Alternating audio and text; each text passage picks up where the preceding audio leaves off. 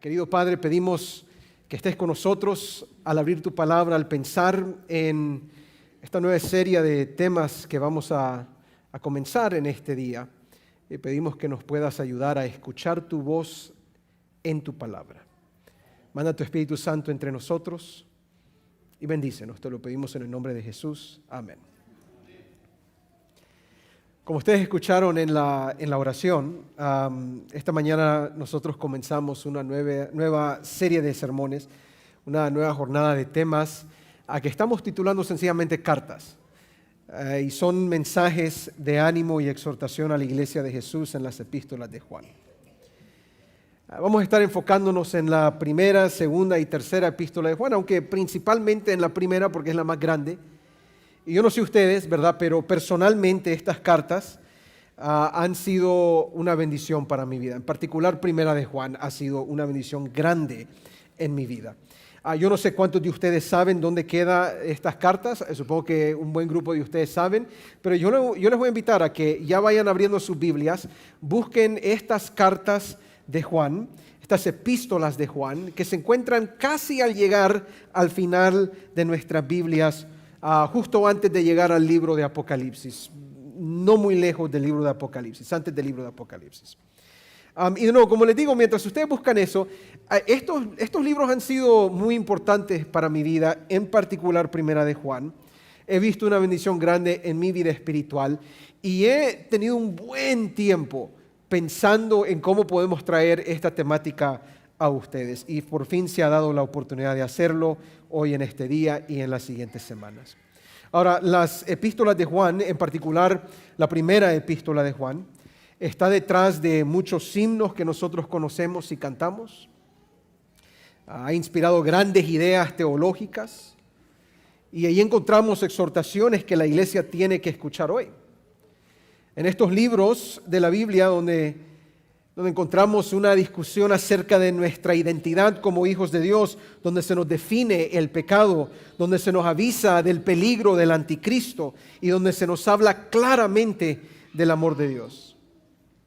Es más, yo sospecho que la epístola de Juan contiene la revelación más grande del carácter de Dios, palabras que ustedes conocen muy bien, que se encuentra en 1 de Juan capítulo 4, versículo 8. Ustedes conocen, Valerie or Frank, we may have to see if it's working. It's not working. So, there we go, okay. There we go. 1 de Juan 4, 8, que dice, el que no ama no ha conocido a Dios, ¿porque qué? Porque Dios es amor. En mi opinión es la revelación más grande que nosotros tenemos de Dios. Y es posible que este es el versículo más famoso de la Biblia después de Juan 3:16, que efectivamente habla de casi lo mismo, ¿verdad? Porque de tal manera que amó Dios al mundo, ¿verdad? Y es, de paso, escrito, creemos, por los mismos autores.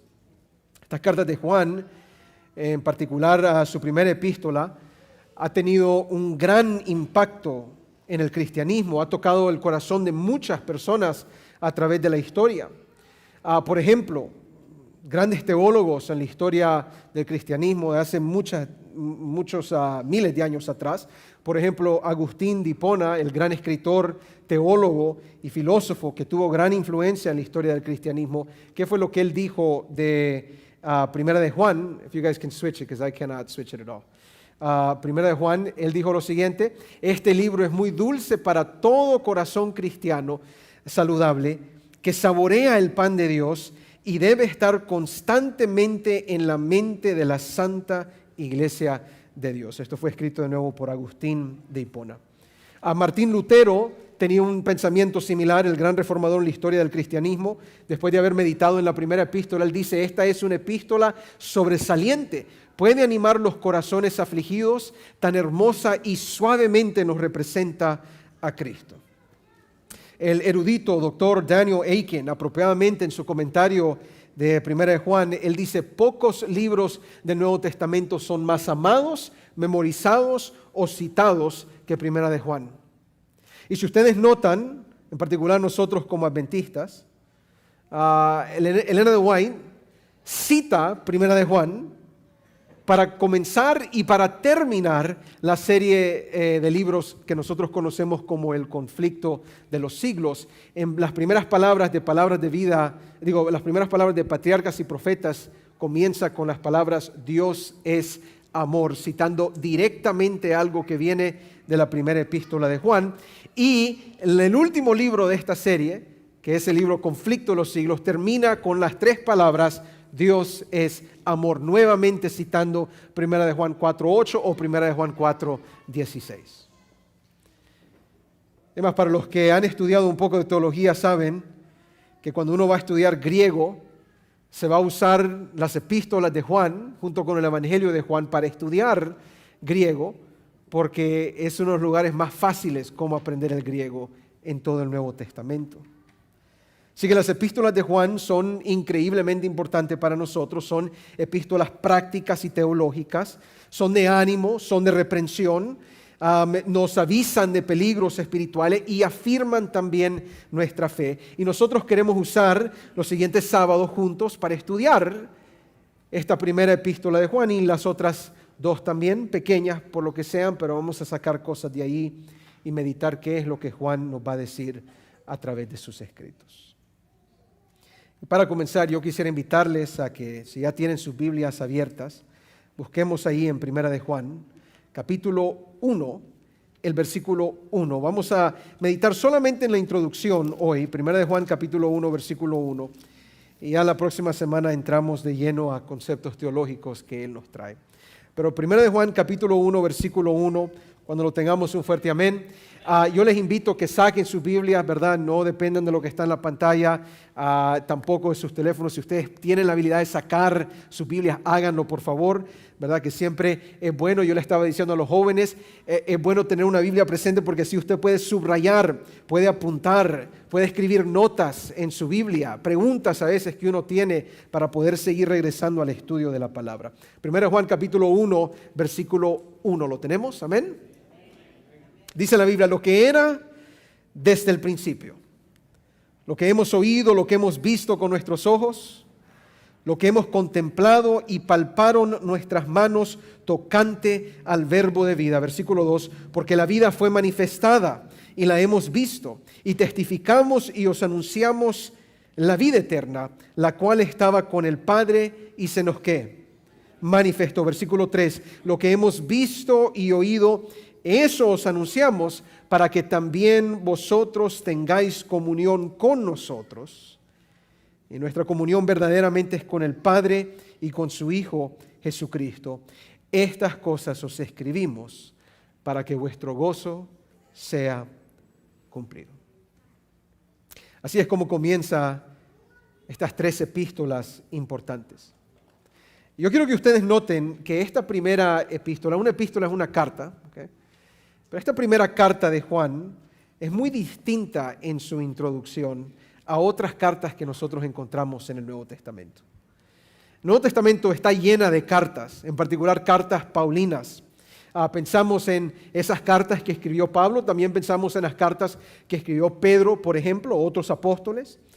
Y estas cartas tradicionales, cuando usted nota el texto, usted nota que siempre comienzan con un saludo apropiado y directo. Tengo unos ejemplos aquí. Por ejemplo, Efesios capítulo 1, la carta a la iglesia de Éfeso comienza así. Pablo, apóstol de Jesucristo, por la voluntad de Dios, a los santos y fieles en Cristo Jesús que están en Éfeso, gracia y paz a vosotros de Dios nuestro Padre y del Señor Jesucristo. Ya ven que es un saludo formal, ¿verdad? Una salutación, es una introducción apropiada a la carta. Vemos, por ejemplo, en la carta a la iglesia de Tesalónica, la primera carta a ellos, Pablo nuevamente dice, Pablo, Silvano y Timoteo a la iglesia de los tesalonicenses, en Dios Padre y en el Señor Jesucristo, gracia y paz sean a vosotros de Dios nuestro Padre y del Señor Jesucristo. De nuevo, introducción formal, salutación, ¿verdad? Un saludo a la iglesia a la cual se le estaba dirigiendo esta carta. Y tenemos, por ejemplo, Pedro, cuando él comienza su carta y él dice Pedro, ¿verdad? Introduciéndose a sí mismo, apóstol de Jesucristo, a los expatriados de la dispersión en el Ponto, Galacia, Capadocia, Asia y Bitinia, elegidos según la presencia de Dios Padre, en santificación del Espíritu, para obedecer y ser rociados con la sangre de Jesucristo. Gracia y paz os sean multiplicadas. De paso, nadie empieza sus cartas así hoy en día. Estoy pensando, ¿verdad?, en la última carta que yo tuve que escribir. De paso, ya nadie manda cartas tampoco, ¿verdad? Es puro mensaje de texto. Yo me he dado cuenta que a veces es más fácil comunicarse con las personas por texto que por correo electrónico, que es nuestras cartas de hoy en día. Pero nadie comienza con estos saludos de esta manera. El Nuevo Testamento está lleno de este tipo de saludos, excepto en la carta de Juan. En esta primera epístola de Juan, ustedes leyeron el texto conmigo. Juan no comienza de esta manera, no comienza con ese saludo formal, no comienza con esa salutación. Juan muy distinto a otros. Es más, si nosotros no tuviéramos el nombre de nuestras el nombre de los libros en nuestras Biblias, usted tampoco supiera que Juan es el que lo está escribiendo. ¿Notaron en los versículos que leímos en 1 Juan 1:1 que Juan no se menciona del todo allá adentro? En este caso, Pedro dice, hey, soy Pedro el que está escribiendo esto. En el que leímos anterior a Tesalónica, dice Pablo, Silvano y Timoteo. Primera de Juan no menciona ni el autor de esa carta. No se identifica. Que de paso, inmediatamente nos preguntamos, ¿y cómo sabemos que es Juan? ¿Cómo podemos estar seguros que Juan lo escribió y no lo escribió otro apóstol? Esto no es... Siempre es una pregunta de teólogos, no es algo que nos queremos meter mucho, pero siempre está esa posibilidad de que como no podemos identificar claramente el apóstol Juan, de paso si usted lee la primera carta a Juan, la segunda y la tercera, Juan no se menciona ninguna de ellas. En la segunda epístola se habla de un anciano que está escribiendo. Y entonces uno se pregunta de dónde ha salido esta explicación de que es la primera epístola de Juan. Bueno, en primer lugar nosotros, cuando vimos el texto que leímos ahí en 1 Juan 1 al 4, vimos que el autor dice que él fue testigo personal de Jesús. ¿Sí vieron eso? Él dice, mira, lo que vimos, lo que escuchamos, eso es lo que nosotros estamos anunciando. El autor, de acuerdo al texto, no solo escuchó a Jesús, no solo vio a Jesús, pero pudo contemplar a Jesús personalmente de acuerdo al texto. Dice que vivió palpablemente las cosas que Jesús hizo por nosotros. Y de estas palabras solamente usted tiene que concluir que por lo menos tiene que ser un discípulo de Jesús. ¿Verdad? Por lo menos tiene que ser un apóstol, alguien que anduvo con Jesús, mínimo uno de los 12, porque él dice desde el principio. De paso, esas palabras desde el principio son muy curiosas, porque solo hay un otro libro en la Biblia, en el Nuevo Testamento, que comienza con esas palabras. Estamos hablando del Evangelio de Juan, que comienza así, ustedes lo conocen, en el principio, ¿o era qué? El verbo, y el verbo era con Dios, y el verbo era Dios. De paso, Juan está agarrando las palabras hebreas de Génesis capítulo 1:1, muy apropiadamente, pero es el único que escribe sus libros de esta manera. Entonces, Juan 1:1 comienza hablando en el principio y curiosamente, primera de Juan 1:1 también comienza de forma similar. Entonces, ¿qué otro apóstol ha hablado de esta manera? Juan, y él fue apóstol que vivió con Jesús, él fue discípulo que estuvo junto a Jesús. Y en tercer lugar, porque ustedes no tienen que estar convencidos de esto ahorita, pero eventualmente vamos a verlo claramente, en nuestra serie de temas.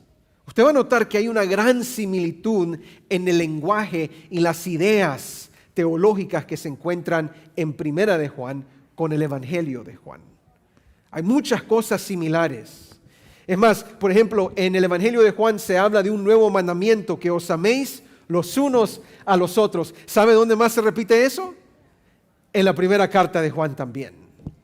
Más el énfasis del amor de Dios y el amor entre nosotros en el Evangelio de Juan se encuentra claramente en la epístola de Juan. Y por mucho tiempo así se ha considerado. Es más, a mí me gusta lo que dice Zane C. Hodges erudito, ¿verdad?, y comentarista acerca del Nuevo Testamento. Él dice, los primeros escritores cristianos, incluidos Ireneo, Clemente de Alejandría y Tertuliano, estos eran los primeros cristianos que escribieron cosas y tratados teológicos. Dice, ellos citaron la epístola como de ¿quién?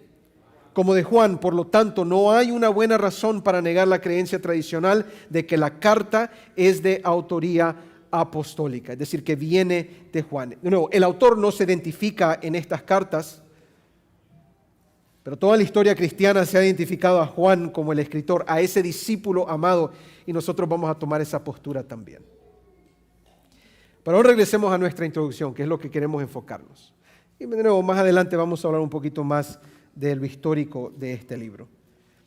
Yo quiero que ustedes noten nuevamente el versículo 1 y 2 de lo que leímos. Y quiero que lo leamos detenidamente, le pongamos atención y a ver qué podemos sacar como lección para nosotros hoy. Dice el texto, lo que era desde el principio, lo que hemos oído, lo que hemos visto con nuestros ojos, lo que hemos contemplado y palparon nuestras manos tocante al verbo de vida.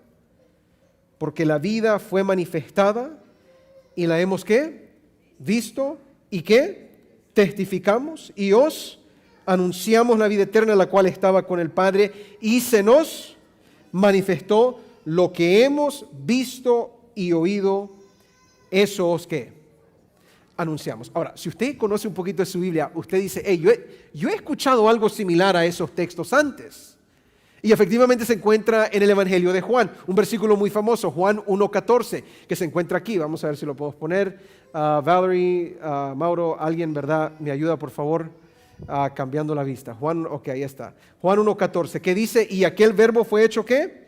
Carne, y habitó entre nosotros, y vimos su gloria, gloria como del unigénito del Padre, lleno de gracia y de verdad. Muy similar, ¿sí o no? Ambos textos, si ustedes notan, indican que lo que sucedió con Jesús no fue mito. ¿Están escuchando? It was not a myth. It's not mythology. Lo que sucedió con Jesús no es un cuento de hadas, de acuerdo a los textos. Jesús no es una leyenda. Jesús no entra a nuestras conciencias como mitología. ¿Me están siguiendo? ¿Qué es lo que los textos están diciendo? Ambos textos están diciendo que Jesús fue real. Que Jesús caminó realmente en esta tierra. Que Jesús anduvo entre nosotros, que Jesús fue visible, fue audible, fue palpable de acuerdo a estos versículos. De acuerdo a Juan, cada vez que ellos testificaban de Jesús, estaban testificando de alguien que realmente vivió con los seres humanos. De un hombre que realmente dejó su marca histórica en este mundo. Hermanos, déjenme ser más claros todavía. Cuando nosotros hablamos de Jesús, no estamos hablando de un invento humano. No estamos hablando de una leyenda humana. Estamos hablando de una realidad en la historia de la humanidad, un momento donde Dios realmente intervino en nuestras existencias. A mí me gusta mucho cómo lo pone Segunda de Pedro. Ahí ustedes están en Primera de Juan. Volteen la hoja hacia atrás. Segunda de Pedro, capítulo 1, versículo 16. Okay, Pedro va a decir algo similar de las palabras que yo les estoy diciendo. Lo va a afirmar mucho mejor. Segunda de Pedro, capítulo 1, versículo 16. ¿Lo tenemos? Amén. Dice, porque no os hemos dado a conocer el poder y la venida de nuestro Señor Jesucristo, siguiendo fábulas, ¿qué? Artificiosas, sino como habiendo visto con nuestros propios ojos su majestad.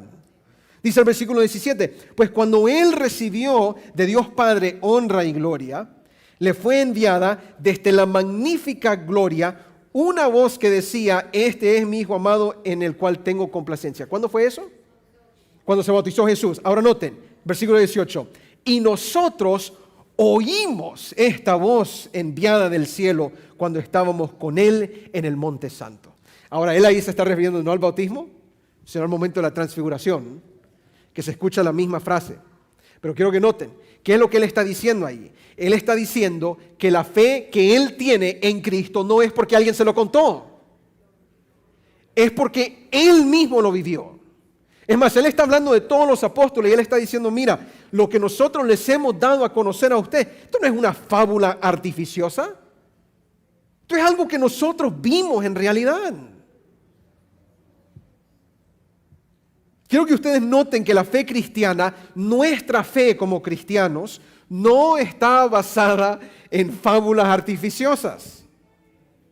Los primeros cristianos no creían por cuento o por fantasía. Los primeros cristianos no creyeron en Jesús sencillamente porque alguien les había dicho. Ellos creían porque realmente vieron a Jesús. Porque realmente Jesús anduvo con ellos. Ellos escucharon la voz del cielo en su bautismo en el monte de transfiguración. Aprendieron directamente de Jesús. Vieron a Jesús sanar a muchas personas. Mira, ustedes saben lo que pasa cuando usted ve algo y está convencido de algo, nadie lo cambia. Nadie lo va a cambiar de ese rumbo. Vicepresidente de nuestra conferencia, el pastor Yoal Mozarabia, lo he escuchado contar esta historia varias veces, donde él cuenta de que en un momento él chequeó su cuenta de banco y alguien le había depositado $1 millón. ¿Okay? Y lo cuenta, en uno de sus sermones lo ha contado. Si ustedes han escuchado una semana de evangelismo de él va a contar esa historia, ¿verdad? Y entonces yo me recuerdo escuchando esa historia por primera vez, $1 millón, ¿verdad? Y todo eso. Y él no contó el fin de la historia, nunca lo dijo, ¿verdad? Cuando terminó, esto ya era en la iglesia de High Desert, entramos a la oficina pastoral. Yo me senté ahí con el pastor Andy Silva y el pastor Yoal Mozarabia, y yo tenía una pregunta para hacerle. Y yo le dije, pastor, ¿es cierto? ¿Alguien le depositó $1 millón? Y así me lo dijo. Claro que es cierto, yo lo vi en mi cuenta de banco. Ahora, si usted le cree o no a la persona, esa es otra cosa. Pero si usted mismo vio eso, oye, como que la convicción es un poquito más fuerte, ¿sí o no? Piensa en algo que alguien no le ha creído. Dice, no, ese es puro cuento.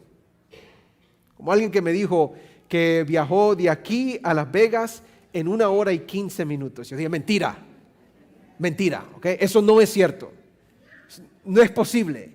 Yo lo hice, le digo, no es posible, ¿ok? Hasta que yo lo mire lo voy a creer. Muchos de los discípulos tomaron esa postura. ¿Se recuerdan el momento cuando Jesús calma el mar con su voz solamente? Y de repente ellos vieron eso y se quedaron con la pregunta, oye, ¿y este hombre quién es? Que hasta el viento y las olas le obedecen. Mire, ellos habían visto cosas extraordinarias, excepto que lo que ellos testificaban no era porque alguien se los había contado. Ellos estaban testificando porque ellos mismos lo habían visto, lo habían vivido. Ellos vieron a Jesús sanar a muchas personas. Que me indica a mí que la fe cristiana, nuestra fe, no está basada en inventos humanos. ¿Me está siguiendo? La fe cristiana está basada en lo que realmente sucedió. Este no es un asunto tanto de fe, este es un asunto de historia. Y sí captan la diferencia, ¿verdad? Usted comienza a ver las otras religiones del mundo, las más grandes. Yo no sé cuántas personas han visto esos fundadores, pero ¿sabían ustedes que no hay ni evidencia mayor o la mayor cantidad de evidencia para otros fundadores de otras religiones como las hay para Jesús? Es decir, Jesús tiene la mayor evidencia posible que era real y que vivió y que estuvo entre nosotros. Es más, uno dice, bueno, muy bien, Dios realmente fue encarnado cuando Jesús nació. Jesús definitivamente nació. Jesús realmente murió en la cruz por nosotros. Creemos que Jesús, el cuerpo de Jesús, realmente descansó en la tumba ese sábado. Y nosotros como cristianos creemos que Jesús resucitó de la tumba. Pero uno dice, eso no es posible. Van a decir algunos escépticos, no. ¿Cómo puede ser que alguien resucite de la muerte? Pues miren lo que dice 1 Corintios rápidamente, ¿ok? Que a mí siempre me gusta este texto y cómo lo presenta Pablo. 1 Corintios capítulo 15. Versículo 3. Y observen lo que él va a decir, ¿ok? 1 Corintios 15, 3. Dice, porque primeramente, ¿lo tenemos? Amén. Amén. 1 Corintios 15:3. Dice, porque primeramente os he enseñado lo que asimismo recibí, que Cristo murió por nuestros pecados conforme a las Escrituras, y que fue sepultado, y que resucitó al tercer día conforme a las Escrituras, y que apareció a Cefas, y después ¿a quiénes? Pero noten, versículo 6, después apareció a más de 500 hermanos a la vez, de los cuales muchos viven aún y otros ya duermen. Del versículo 7, después apareció a Jacobo, después a todos los apóstoles y al último de todos como a un abortivo me apareció a mí. ¿Ustedes entienden lo que Pablo está diciendo aquí? Dice, este evangelio que predicamos, que Jesús murió, fue sepultado y resucitó también, este evangelio que nosotros predicamos es cierto. ¿Y cómo sabemos que es cierto? Dice él, si ustedes no me lo creen a mí, está bien, no me lo crean. Pero ahí le pueden ir a preguntar a esas 500 personas que Jesús se le apareció también. Esto no fue, Jesús resucitó y ahí por una esquinita, ¿verdad? Andaban rumores de que Jesús había resucitado. Jesús se hizo visible a más de 500 personas. Y dice Pablo, ¿qué es lo que él está diciendo? Ahí dice, mira, algunos han muerto, pero de los que faltan, si ustedes no me creen a mí, vayan a preguntarle a ellos. Y ahora imagínense, ir a preguntarle uno y al otro y al otro y todos te cuentan la misma historia. ¿No creen que es que sucedió? Mira, lo que estamos tratando de decir en este momento es que el testigo presencial es muy importante para la fe cristiana. Yo no he visto a Jesús. Yo creo que ninguno de ustedes ha visto a Jesús personalmente en persona. Pero los fundadores del cristianismo sí lo vieron en persona. Y fue real Jesús en ese caso. En Ellen White lo pone de esta manera. Dice, los apóstoles como testigos presenciales. ¿Como testigos qué? Presenciales. Ellos fueron testigos en presencia. Debían testificar de Jesús y su resurrección. Debían dar a conocer el pueblo las profecías relativas a Él y mostrar cuán perfectamente se habían cumplido. Debían traer ante la gente la evidencia más convincente de las verdades que enseñaban y debían proclamar las gozosas nuevas de la salvación al mundo. Ahora, les pregunto, ¿por qué es que ellos debían proclamar todas esas cosas? ¿Por qué es que ellos debían predicar el evangelio? ¿Por qué debían traer y proclamar esas gozosas nuevas de salvación al mundo? ¿Por qué? Porque fueron no cualquier tipo de testigo, fueron testigos presenciales, porque habían sido testigos presenciales de la persona y el ministerio de Jesús, porque habían visto la gloria de Dios manifestarse en su vida, porque su tiempo con Jesús fue visible, fue audible, fue palpable, fue real, no fue una visión, no fue una mitología, no fue una leyenda, fue algo que ellos vivieron en experiencia. Y no uno de ellos, muchos de ellos. Muchos de ellos vivieron eso. Jesús fue real, mis hermanos. Alguien le va a decir por ahí que Jesús no existió. Que Jesús nunca, ese fue un invento de esta secta de judíos que se separó. Eso no es cierto. Es más, hasta los eruditos más ateos en nuestro mundo reconocen que Jesús fue real. Bart Ehrman, que es uno de los críticos más grandes del Nuevo Testamento, no cree en nada de lo que nosotros creemos. Sí te dice, mira, esto es claro, que los historiadores a través de todo el tiempo, hasta hoy en día, reconocen que Jesús vivió realmente. Ahora, la diferencia es si tú vas a creer que Jesús es Dios. Vamos a meter eso más adelante. Pero por el momento no podemos negar la existencia de Jesús en la historia. Que Jesús realmente hizo cosas increíbles. Y cuando uno tiene esa experiencia real con Jesús, todo cambia. Todo cambia. Los deseos de los discípulos cambiaron. Tus deseos cambian. Tu propósito en la vida cambia.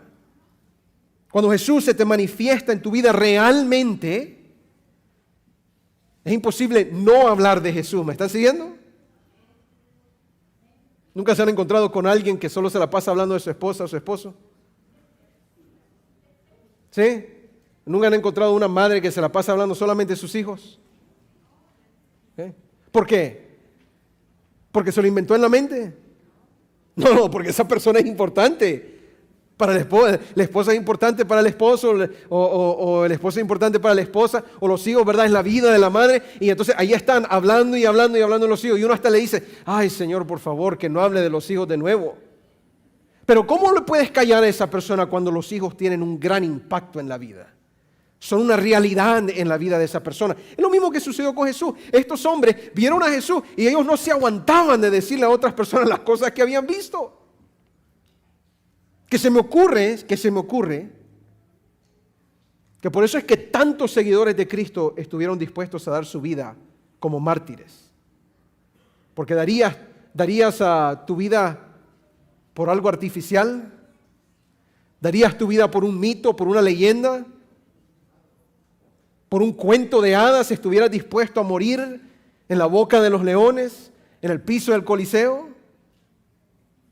No, estas personas estaban dispuestos a darlo todo. ¿Saben por qué? Porque ellos creían en algo real. Real en sus vidas y real por la testificación de hombres que lo vieron realmente. ¿Me están siguiendo?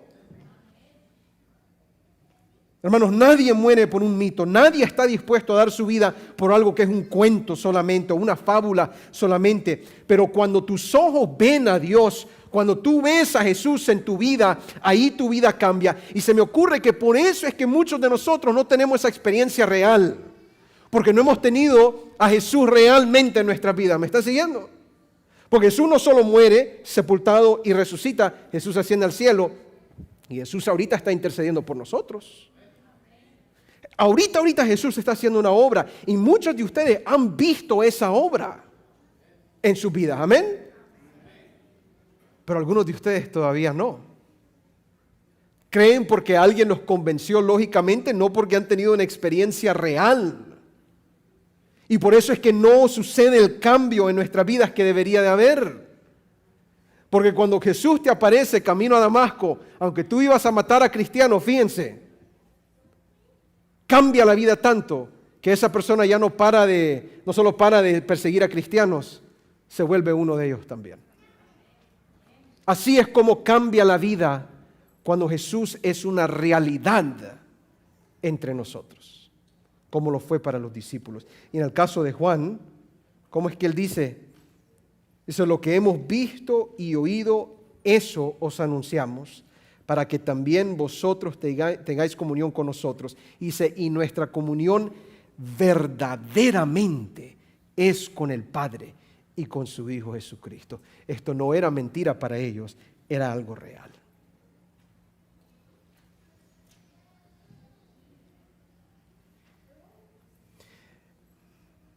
Hermanos, yo no sé cuántos de ustedes viven como que Jesús es realidad en sus vidas.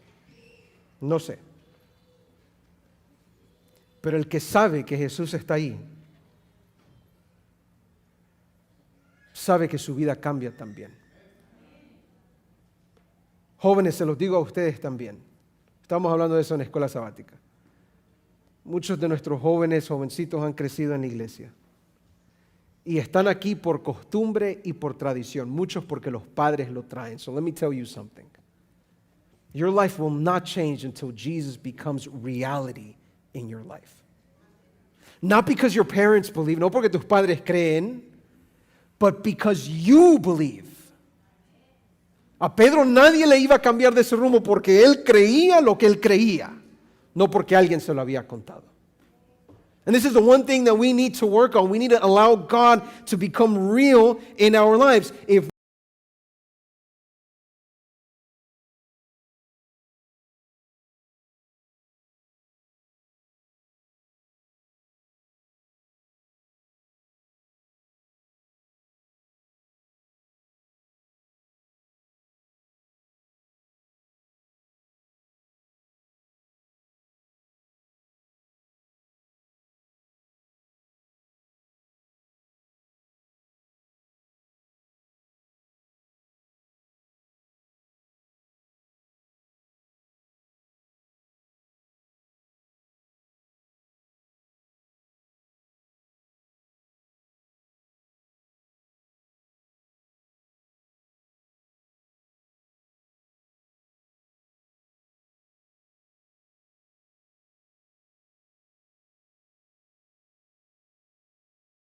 esta cita hoy y creo que esto resume lo que queremos decir hoy. Esta es la invitación que Dios tiene para nosotros hoy. Dice Testimonios para la Iglesia, tomo 9, página 38. Dice, contadles cómo hallasteis a Jesús y cuán bendecidos habéis sido desde que os pusisteis a su servicio. Referidles las bendiciones que habéis gozado al sentaros a los pies de Jesús y aprender preciosas lecciones de su palabra. Habladles de la alegría y del gozo que acompañan la vida cristiana. Vuestras palabras cálidas y fervientes los convencerán de que habéis hallado la perla de gran precio. Demuestren vuestras palabras animadoras y alegres que ciertamente habéis hallado el camino mejor. Esta es la obra misionera verdadera. Y al efectuarla, muchos despertarán como de un sueño. ¿Cuál es la obra misionera verdadera? Ya ves, mira, ahí está el asunto, mis hermanos. Yo me pregunto, ¿por qué es que la iglesia no crece? Te voy a decir por qué la iglesia no crece. Porque tu testimonio no acompaña tus palabras. Porque mi testimonio no acompaña mis palabras. Es fácil dar un estudio bíblico. Está la guía, lee el texto, haz la pregunta, contesta lo que tengas que contestar. Es muy diferente vivir esos textos. Es muy diferente vivir la realidad de Jesús. Y el llamado de nosotros hoy es de vivir eso realmente. Y te prometo que no es mito, no es leyenda, no es teología o teoría o algo así. Esta es realidad. Cristo Jesús es real. Y Él quiere tener una experiencia real contigo. De paso, si no has tenido esa experiencia real con Jesús, ¿qué esperas? Hoy es el día. Hoy es el día de entregarte al Señor. Y no le estoy hablando a aquellos que no se han bautizado, que si no te has bautizado, ¿qué pasa? Es tiempo. Estoy hablando también a aquellos que ya son bautizados y vivimos rutina y tradición, pero no realidad. Es tiempo de vivir realidad.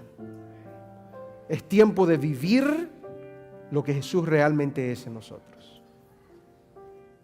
O sea, yo les pregunto, ¿cuántos quisieran tener una experiencia real con el Señor? No todos, yo entiendo, ¿okay? Porque es una decisión muy importante. Pero les pregunto, ¿quisieras que Jesús sea realidad en tu vida? No aquí, en todo. Porque el que ha conocido a Jesús va a hablar de lo que Jesús ha hecho y su vida va a cambiar completamente. Mis queridos hermanos, ten verdadera comunión con el Padre y con su Hijo Cristo Jesús y verás que tu vida será mucho mejor.